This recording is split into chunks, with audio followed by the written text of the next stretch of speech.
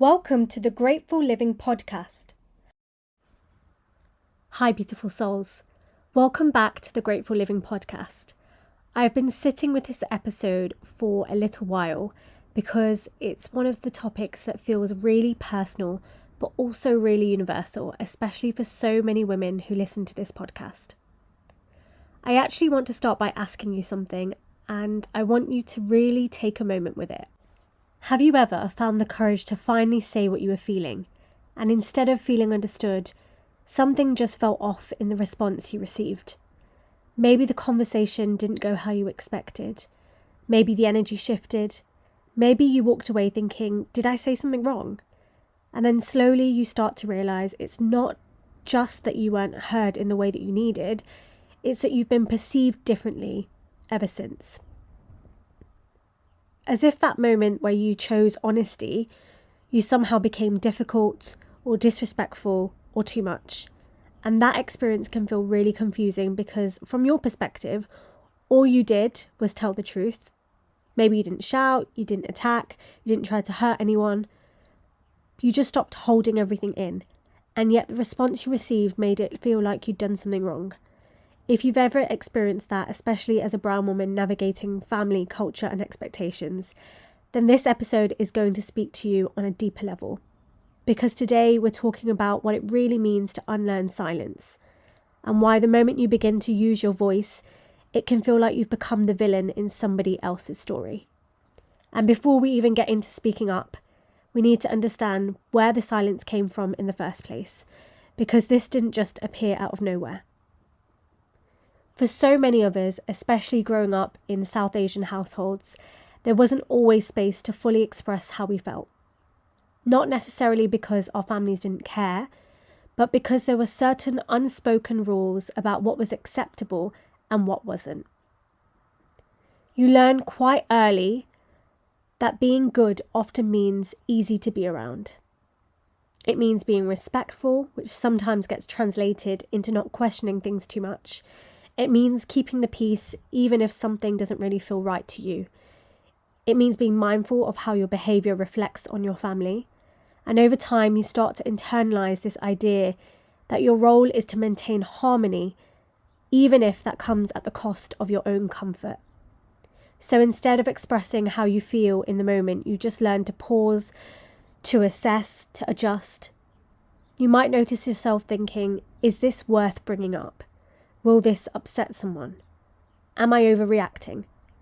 And more often than not, the answer becomes just leave it.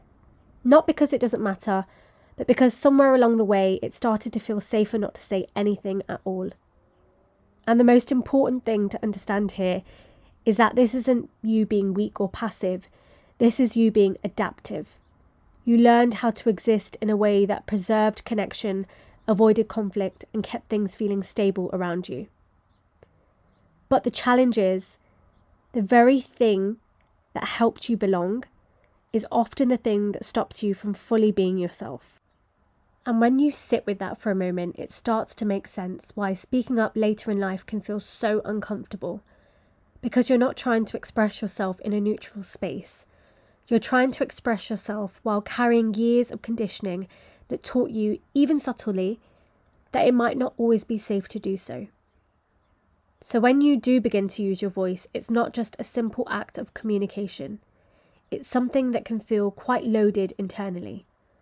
You might find yourself overthinking your words or replaying conversations afterwards, wondering if you came across the right way. Or in the moment, you might find your body tighten slightly, or your voice becomes softer than you intended, almost as if part of you is still trying to stay within the boundaries of what feels acceptable. And this isn't something you choose consciously. It's something your system has learned over time. Because your nervous system isn't just responding to what's happening right now, it's responding to what it has experienced before. So even when you logically know that you're allowed to speak, there can still be part of you that hesitates. Not because you don't want to express yourself, but because your body is trying to protect you from potential discomfort, conflict, or disconnection. And that's where this inner tension begins to show up. Because on one hand, you're growing into someone who wants to be more honest, more aligned, more expressive. And on the other hand, there's still a familiar part of you that feels more comfortable staying within the patterns you've always known.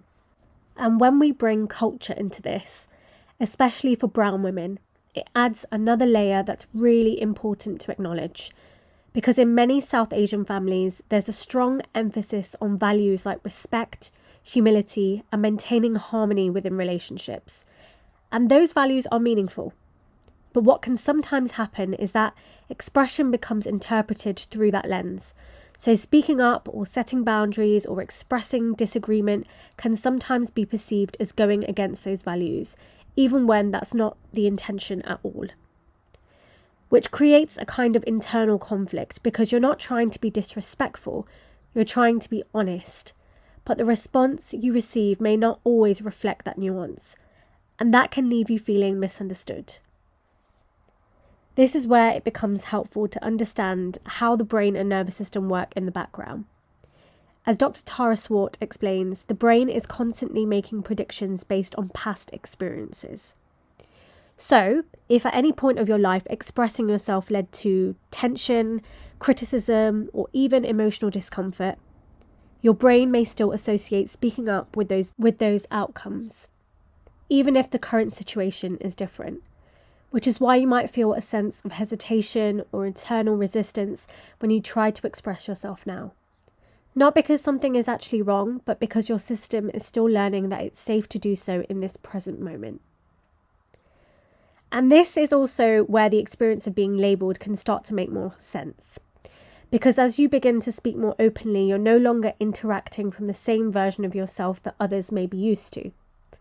And when someone has built a certain understanding of who you are based on past interactions, a shift in your behaviour can feel unexpected to them. Not necessarily in a conscious way, but enough to create a sense of dissonance. And when that happens, instead of updating their perception, people can sometimes default to familiar labels to make sense of the change. Which is how someone who was previously seen as easygoing, accommodating, can suddenly be perceived as difficult or too much simply because they're no longer operating in the same way. And what's really important to understand is that this process isn't just about communication, it's about identity. Because when you begin to unlearn silence, you're not just changing how you speak, you're changing how you relate to yourself, how you respond to others, and how you allow yourself to take up space. And naturally, that creates shifts in your internal and external relationships as well. And this is where the idea of being the villain in somebody else's story starts to make more sense. Because when your behaviour no longer matches the version of you that someone is familiar with, it creates a kind of internal disruption for them. Not necessarily something they consciously recognise, but something they feel. There's a shift in tone, a shift in dynamic, a shift in how that interaction unfolds. And in many cases, instead of pausing to understand that you are growing or that you are expressing a different part of yourself, people may try to make sense of that shift by placing you into a category they already understand, because it's easier for the mind to label something than to reinterpret it. So rather than updating their perception of you, they might default to a conclusion that feels more familiar or more stable for them. And that's where labels like difficult, too much, you've changed can come in. Not because of who you actually are, but because of how your change impacts the dynamic they were used to. And when we really sit with that, it begins to explain why, in certain situations, simply expressing yourself can feel like it creates a reaction that is not just about the present moment, but about something deeper that is being stirred within the other person. Because your voice, your boundaries, your difference in perspective can unintentionally disrupt the familiarity of a dynamic that people have become accustomed to. And that familiarity can feel very stabilizing for some people, even if the dynamic itself hasn't always been healthy or aligned. So when that familiarity is challenged, the response is not always rooted in curiosity or openness. Instead, it can come from a place of discomfort. And that discomfort doesn't always get acknowledged directly. It can get projected outward, which is where you may begin to experience yourself being perceived in a way that doesn't fully reflect your intention. And this is where the villain narrative can quietly form, Not because you've done something inherently wrong, but because your growth, your honesty, your willingness to no longer participate in certain patterns has shifted the relational balance. And when we bring this into the lived experience of many brown women, particularly within the South Asian family structures, this becomes even more layered, because there are often deeply rooted cultural expectations around how a woman is meant to be. Traits like being dutiful, respectful, accommodating, soft-spoken, and agreeable are not just seen as personality traits, but they are often tied to identity, belonging, and perceived respectability. So when you embody those traits, there is alignment with what is expected. But when you begin to step outside of them, even slightly, for example, by expressing a different opinion, questioning a belief, setting a boundary, or simply not agreeing, that shift can be interpreted through a very different lens. Not necessarily as individuality or self-expression, but as defiance or difficulty or even disrespect. And this is where the experience becomes quite complex, because from your perspective, you may be simply communicating honestly, you may be expressing your thoughts, your feelings, or your lived experience. But from the other side, if the expectation has been that you will maintain harmony by agreeing or remaining passive, then your expression can feel like a disruption to that expectation. And instead of engaging with what you are actually saying, the focus may shift to how you're saying it, or that you're even saying it at all. For example, when you challenge a belief or ask a question about a tradition, or express a different point of view, what you may be doing internally is engaging in critical thinking, curiosity, or self-alignment. But externally, it may be received as opposition, because it introduces a perspective that requires reflection and sometimes discomfort in others. And this is something that aligns with the work of Dr. Shafali, who speaks about how authenticity can disrupt roles that we unconsciously play within family systems. Because when you begin to step out of the role of the agreeable one, the compliant one, the one who maintains peace at all costs, you are no longer reinforcing the dynamic that others may have relied on, consciously or even subconsciously. And that change requires adjustment, not just from you, but from everyone involved. But not everyone has the awareness, emotional capacity, or even the willingness to make adjustment. So instead, the dynamic tries to restabilize itself in the way it knows how. And sometimes that means assigning meaning to your behavior in a way that restores a sense of familiarity, which can look like labels or assumptions or narratives about who you're becoming. And when that starts to happen, the impact isn't always loud or obvious.